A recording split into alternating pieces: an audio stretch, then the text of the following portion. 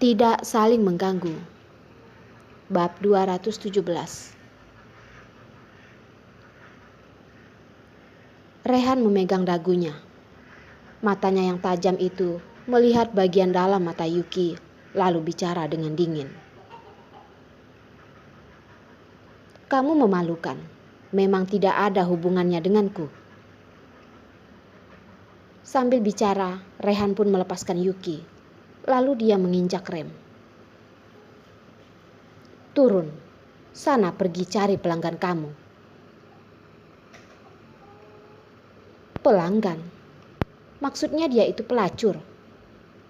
Rehan bisa-bisanya menghina dia seperti ini. Yuki marah sampai badannya bergetar. Dia pun melepaskan sabuk pengamannya dan turun dari mobil, lalu membanting pintu mobil itu. Rehan melihat Yuki menjauh, menjadi sangat kecil. Jaketnya yang kotor, sangat kasihan. Kemarahan di mata Rehan pun mulai memudar. Hatinya pun sedikit sakit.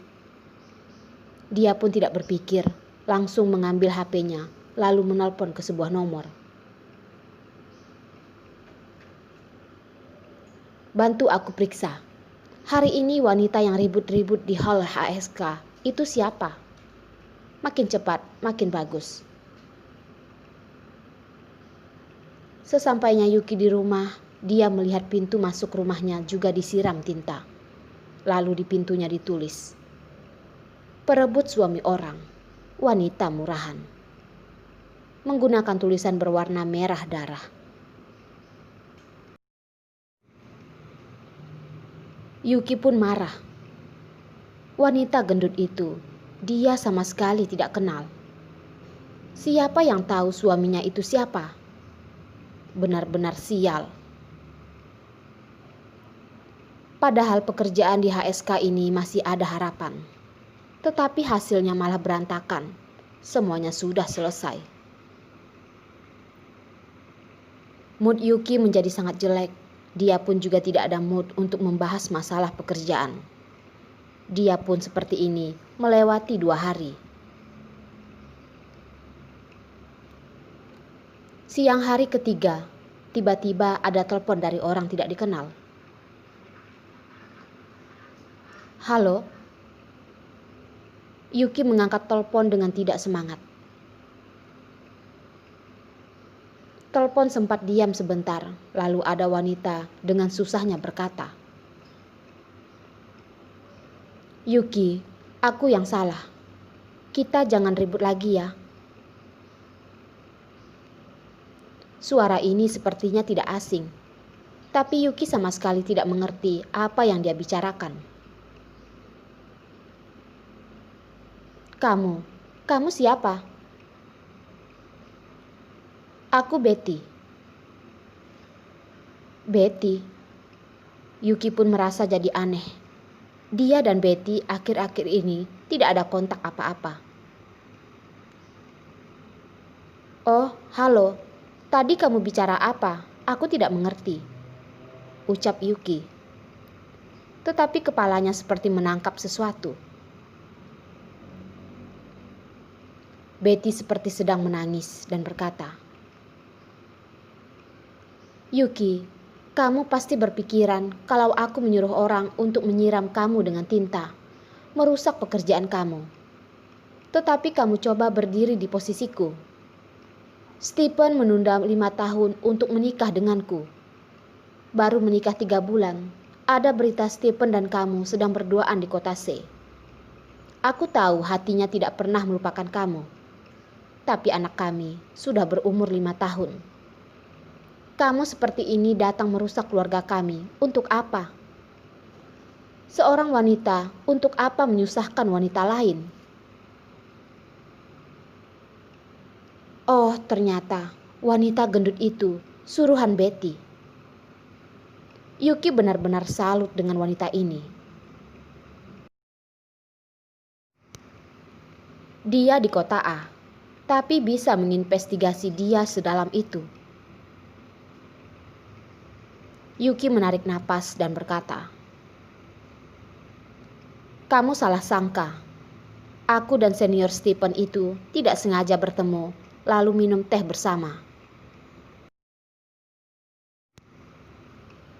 Aku juga tidak tahu wartawan dari media mana yang kotor seperti itu.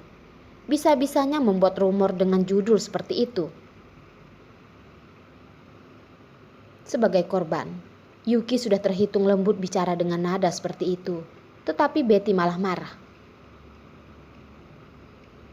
Senior Stephen, Yuki, kamu bisa tidak jangan memanggil dia seperti itu?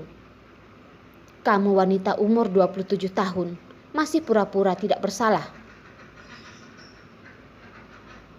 Suaranya yang histeris penuh dengan putus asa dan kepahitan.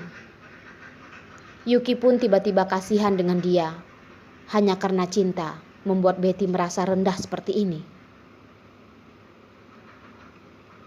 Yuki pun menahan rasa sedihnya, lalu berusaha berbicara baik-baik. Aku cuma karena sudah biasa memanggil dia seperti itu. Kalau itu membuat kamu merasa tidak enak, aku akan memanggil dia Stephen saja. Ketidaksenangan Betty masih belum hilang. Yuki, aku tahu kamu menggunakan Rehan yang kaya itu sebagai pelindung kamu. Di kota C bisa hidup dengan bebas. Kamu sebenarnya melakukan hal memalukan apa? Bisa membuat 1-2 pria mati-matian mengejar kamu. Rehan tadi menyuruh orang menghancurkan gedung kantor keluargaku. Dan juga mengancam kalau aku tidak meminta maaf sama kamu, dia akan menyiram aku dengan asam sulfat. Kamu sebenarnya sudah menjual badan kamu berapa lama? Sampai bisa membuat bos dari grup Realtek itu begitu memperhatikan kamu. Bicara sampai terakhir, dia sudah semakin gila. Terkadang senyum, terkadang nangis. Yuki, keluarga kami itu semuanya ada di dunia politik. Tidak bisa bermain dengan kalian-kalian ini. Aku hari ini minta maaf sama kamu. Tolong bantu aku memohon kepada Rehan agar dia melepaskanku. Tangan Yuki yang memegang HP pun bergetar. Rehan yang memaksa Betty untuk meminta maaf. Hari itu, Rehan di dalam mobil menghina dirinya. Setelah itu dia malah membantunya. Rehan sebenarnya punya berapa hati? Hati yang mana yang sebenarnya? Melihat Yuki tidak berbicara, Betty buru-buru mematikan telepon. Yuki, kalau kamu tidak bicara, berarti kamu setuju. Mulai hari ini, kita berdamai. Kamu jangan mencari Stephen lagi. Aku juga tidak akan mengganggu kamu lagi. Setelah itu, Betty pun langsung mematikan teleponnya.